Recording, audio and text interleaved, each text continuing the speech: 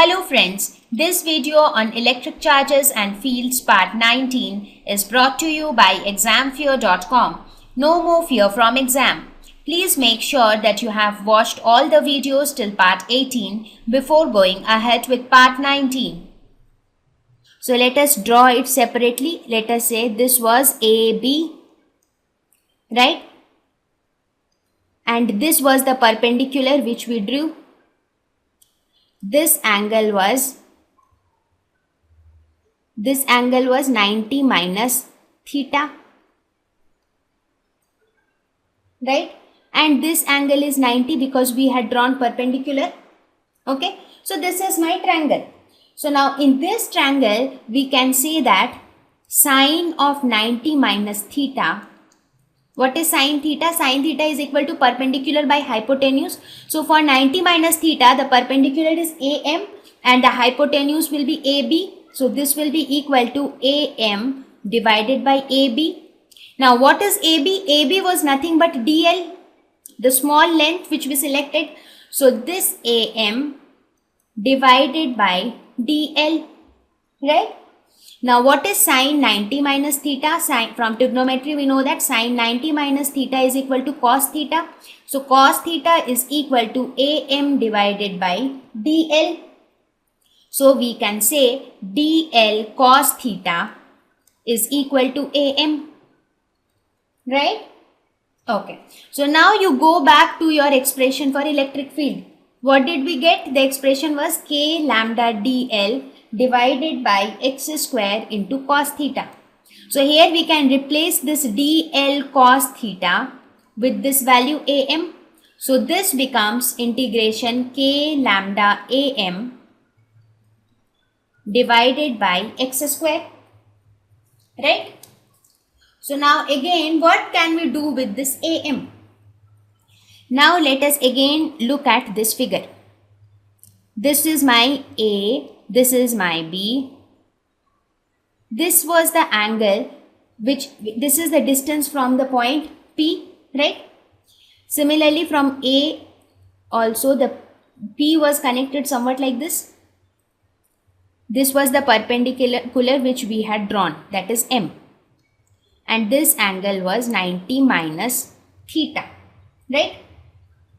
And what is this angle? This was a very small angle as I had mentioned before. So let us say this angle was nothing but d theta. I hope you are able to understand which part of the figure I am drawing again, right? Okay. So from this, now you look at this triangle. Now you concentrate on triangle AMP. So in triangle, now you concentrate on triangle AMP. Okay, so in this triangle, what can you write? Sine d theta. So what will be sine d theta? Sine d theta is again perpendicular by hypotenuse. What is perpendicular for sine d theta? It is AM. And what is hypotenuse? It is AP, because MP is the base. So for sine d theta, it will be perpendicular, that is AM divided by AP, right? Okay, so from this we can write AM is equal to AP sine d theta. Now since d theta is very small, therefore we can write sine d theta is equal to d theta. We know that, right? If theta is very small, then sine theta can be written as theta. These are all your trigonometry lessons. Therefore, we can write AM is equal to AP into d theta. Now, what is AP? AP was nothing but x. So, AM can be written as x d theta. So, now you substitute this in this equation. So, equation 1 becomes E is equal to integration K into lambda into AM. Instead of AM, you write it as x d theta divided by x square, right? So now this x and this x will cancel. So you get integration of K lambda d theta divided by x, right? So now if you imagine the complete diagram, it was something like this. This was my conductor. This was the origin O, right? And this was R, and this angle was theta. Now if you look at the triangle APO, you can see that cos theta is equal to B by H, that is cos theta. If you look at triangle OAP, in triangle OAP, cos theta is equal to B by H, that is base by hypotenuse. So base is R and hypotenuse is X. So from this we can write X is equal to R cos theta, right? So now you can substitute X with R cos theta. So you get integration of k lambda d theta divided by R cos theta.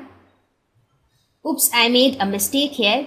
Cos theta is equal to R by X. So X is equal to R by cos theta, right? So here also it will be k lambda d theta divided by R by cos theta. So that means this becomes equal to k lambda divided by R integration cos theta d theta, right? So what will be the limits of this integration? I mean, from where will the theta vary? Let us have a look at that. So now we will talk about the limits, because we have already found the expression is k lambda divided by R integration of cos theta d theta. So now let us suppose if this is my conductor and we have to find out the electric field at this point. So my theta will vary from, this is my theta, right? So this theta will vary from some angle minus phi. Let us suppose it makes some angle phi. So this theta will vary equally on this side as well, because the origin will be taken at the middle of the conductor. So that means this theta has to vary from some angle. Say, let us say this is phi 1 and let us suppose this is phi 2. Some element on this side makes some angle phi 2. So theta will vary from minus phi 2 to plus phi 1, because this is minus, right? It goes in the negative. So we will say that this will vary from minus phi 2 to plus phi 1, where phi 2 and phi 1 are any two angles. So this can be written as k lambda divided by R integration of cos theta is nothing but minus sin theta. So this from minus phi 1, minus phi 2 to phi 1. So this becomes k lambda divided by R sin phi 1 plus sin phi 2.